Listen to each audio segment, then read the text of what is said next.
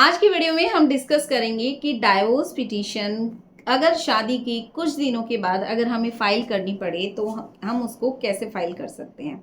आज इसी के बारे में बात करेंगे। वीडियो में मैं आपको डिटेल में बताऊंगी कि वो कौन से ऐसे सर्कमस्टांसेस होते हैं जहां पे आपका केस एक्सेप्शन में फॉल करता है। अगर आपको भी इतनी ही ऐसी परिस्थितियों में आप हैं कि आपकी अभी शादी हुई है, 1-2 महीने ही हुए हैं, अगर हम लॉ पे जाते हैं तो जो हमारा हिंदू मैरिज एक्ट का सेक्शन 14 है वो कहता है कि आपको अपनी शादी को 1 साल का टाइम पीरियड कंप्लीट करना है, उसके बाद आप आइए, आपकी डाइवोर्स पिटीशन फाइल होगी। लेकिन आज की वीडियो में मैं यही बताऊंगी कि ये जो टाइम पीरियड है कोर्ट इसको वेव तो करती है, मतलब कि कोर्ट इस टाइम पीरियड को माफ तो कर सकती है, पर किन सर्कमस्टांसेस में करती है और क्या कानूनी तरीका है।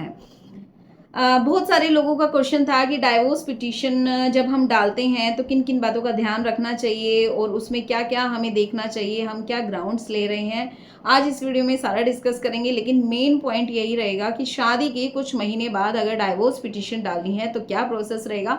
और वो इम्पोर्टेंट जजमेंट में मैं आपको बताने वाली हूँ। एक तो 2022 पंजाब हरियाणा हाई कोर्ट का है, दिल्ली हाई कोर्ट के हैं, सुप्रीम कोर्ट के हैं। तो प्लीज़ जो भी जजमेंट मैं आपको बताती हूँ ये सारी जजमेंट आपके केस में बहुत इंपॉर्टेंट रहने वाली है। और अगर आपका केस भी ऐसा है कि आप 1 साल तक का वेट नहीं कर सकते और उससे पहले आपको पिटीशन फाइल करनी है तो ये जजमेंट की कॉपी आपको साथ लगानी बहुत ज़रूरी है।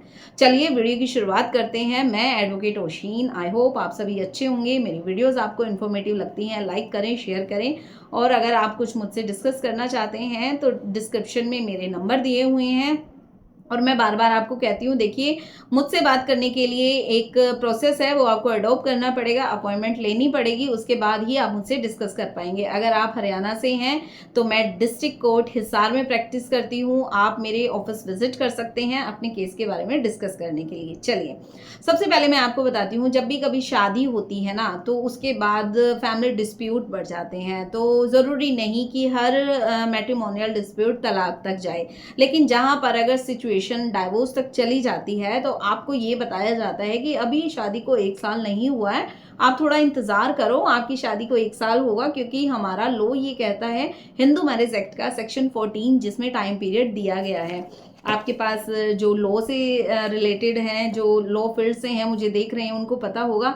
और अगर आम पब्लिक जो आप मुझे देख रहे हैं तो मैं आपको बता दूं, हमारी जो मैरिज होती है वो according to Hindu marriage act के अंडर हम गवर्न होते हैं। और हमारा जो डाइवोर्स होता है वो भी इसी लॉ के अकॉर्डिंग हमारी प्रोसीडिंग होती है ना।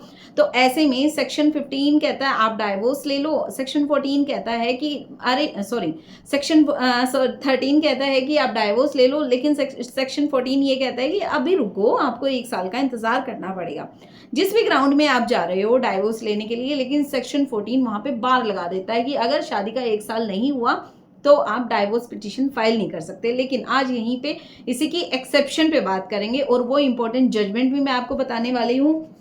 अगर इन जजमेंट्स की आपको पीडीएफ चाहिए तो दिए हुए नंबर पे आप कांटेक्ट कर सकते हैं। वैसे भी मैं जितनी भी आपको वीडियोस में जजमेंट बताती हूँ ये सारी बहुत इंपॉर्टेंट होती है, मैं ऐसे ही नहीं बताती हूँ, इनको हम केसेस में यूज़ भी करते हैं। और आप भी जहाँ से भी ऑल ओवर हरियाणा या फिर इंडिया में आप मुझे जहाँ से भी देख रहे हैं, अगर आपका भी मैट्रिमोनियल डिस्प्यूट है, जितनी भी मैं जजमेंट बताती हूँ बहुत ही इंपॉर्टेंट रहने वाली है। बाकी तो आपके एडवोकेट के ऊपर डिपेंड करता है, वो इसको कैसे आपके डिफेंस में या फिर कैसे आपके फेवर में इनको यूज करते हैं।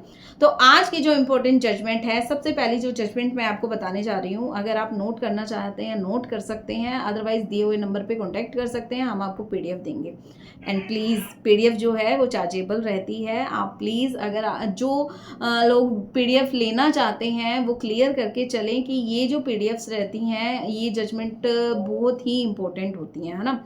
ऋषु अग्रवाल वर्सेस मोहित गोयल 2022 की जजमेंट है, दिल्ली हाई कोर्ट का जजमेंट है ये। इन जो जजमेंट है, 3 जजमेंट है ये। प्रियंका वर्सेस प्रदीप, ये हमारे पंजाब हरियाणा हाई कोर्ट की जजमेंट है, 2022 की जजमेंट है, लेटेस्ट है।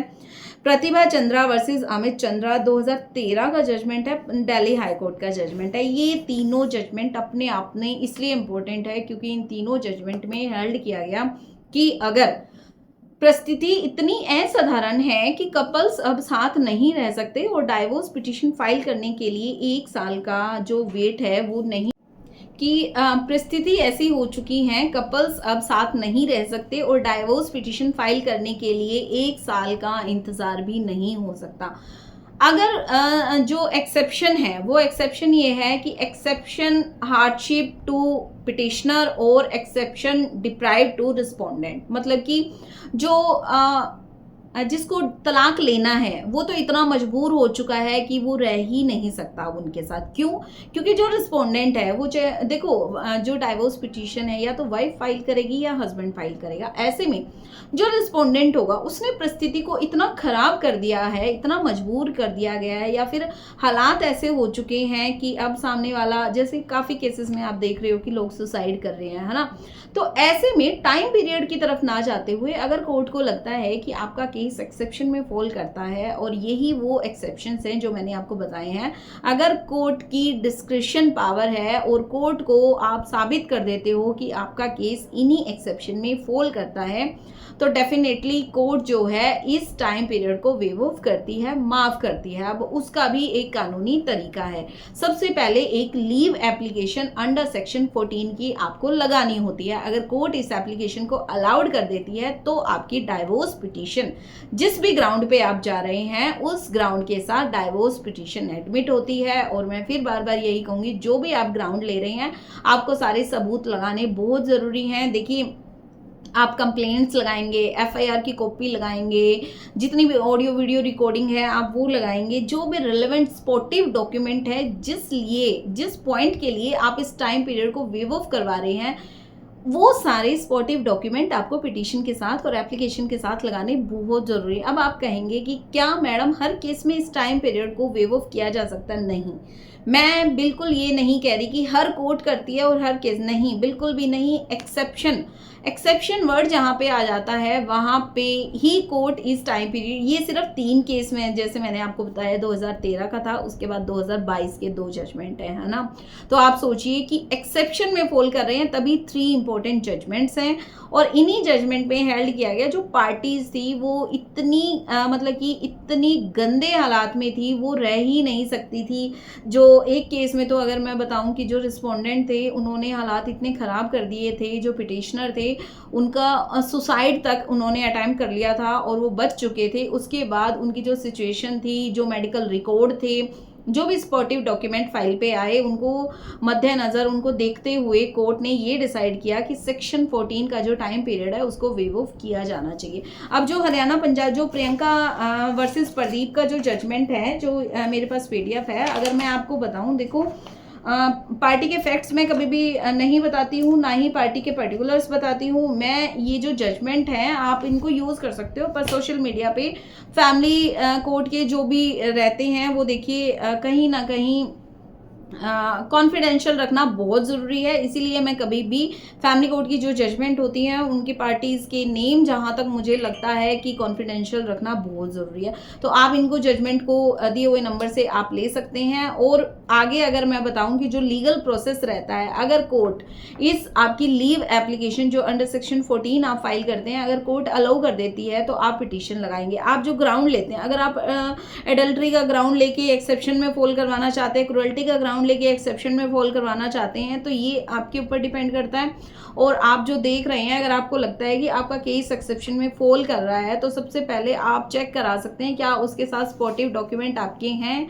अगर आप हमसे लीगल एडवाइस लेना चाहते हैं तो दिए हुए नंबर पे कांटेक्ट कर सकते हैं, और अगर आपकी कोई भी लीगल ड्राफ्टिंग आप करवाना चाहते हैं तो भी कांटेक्ट कर सकते हैं, क्योंकि किसी भी केस की जो बैकबोन होती है वो उसकी लीगल ड्राफ्टिंग ही होती है। अगर पिटीशन में आप सब कुछ मेंशन नहीं करते तो कोर्ट उनको नहीं मानती है, क्योंकि कोर्ट डॉक्यूमेंट्स पे चलती है, और अगर आपके डॉक्यूमेंट सब कुछ बोलते हैं तो ही कोर्ट उनके ऊपर प्रोसीडिंग करती है। मान लीजिए आप कोर्ट से रिलीफ मांग रहे हैं कोई भी, अगर मैं एग्जांपल लूँ मेंटेनेंस के केस में, अगर वाइफ मेंटेनेंस मांगने जा रही है और ऐसे में वो प्रार्थना ही नहीं कर रही है कोर्ट से कि उसको क्यों मेंटेनेंस दिया जाए, या वो कुछ फैक्ट्स कंसील कर रही है और कोर्ट को पता चलता है, ऐसे में मेंटेनेंस पिटीशन डिसमिस भी हो जाती है ना। लास्ट में मैं यही कहूँगी कि जो लोग ये सोचते हैं कि डाइवोर्स के लिए इतनी मजबूरी हो चुकी है, अब 1 साल आप वेट नहीं कर सकते, तो कोर्ट में आपको साबित करना होगा, प्रोसेस आपको अडॉप्ट करना होगा, सब कुछ आपको करना होगा। बस कोर्ट को आपको ये मतलब कि दिखा देना है कि आपका केस एक्सेप्शन में फॉल करता है, और फिर लास्ट में तो कोर्ट की डिस्क्रिप्शन पावर होती है। अगर सेक्शन 14 की लीव एप्लीकेशन को अलाउड करती है तो ही आपका जो पिटीशन है वो एडमिट होती है, अदरवाइज फिर आपको 1 साल का इंतजार करना पड़ता है। और इसका भी एक सॉल्यूशन है, आप जुडिशियल सेपरेशन ले सकते हैं, और ऐसे में जुडिशियल सेपरेशन आपके नेक्स्ट आगे काम आता है कब, अगर इस टाइम पीरियड में कोई भी क्रिमिनल एक्टिविटीज़ होती हैं, आपके पार्टनर आपके ऊपर कुछ भी कोई एक्शन लेते हैं, कोई धमकी देते हैं, तो आप क्या है अपने पार्टनर के खिलाफ क्रिमिनल एक्शन ले सकते हैं, कंप्लेन फाइल कर सकते हैं। अदरवाइज आपको पता है मैट्रिमोनियल डिस्प्यूट होते हैं उनमें कभी भी बहुत आसानी से ना तो FIR दर्ज होती है, ना ही कोई एक्शन लिया जाता है, क्योंकि ये सिविल नेचर के होते हैं। आप जब भी थाने में जाते हैं जो रिपोर्ट दर्ज करवाने, तो आपको ये कह दिया जाता है कि ये तो पारिवारिक विवाद है, कोई नहीं, बैठ के इसको सुलझा लो। लेकिन अगर शादी को अभी 1-2 महीना हुआ है, अब आपको साथ नहीं रहना, तो जुडिशियल सेपरेशन की तरफ जाना बहुत ज़रूरी है। और इस टाइम पीरियड में अगर आपका जुडिशियल सेपरेशन है कोर्ट के ऑर्डर से, तो ये कहीं ना कहीं आपकी अगर सेक्शन 13B में जा रहे हैं तो वहाँ पे भी यूज़फुल रहता है। आई होप वीडियो इन्फॉर्मेटिव लगी होगी। अभी भी कोई डाउट है तो आप मुझे कमेंट बॉक्स में पूछ सकते हैं, और मैं फिर यही कहूँगी कि अगर किसी की शादी इतनी ख़राब हो चुकी है कि अब आप 7-8 महीने का इंतज़ार नहीं कर सकते, तो आप इस टाइम पीरियड को कोर्ट से वेव ऑफ करवा सकते हैं। Thank you so much.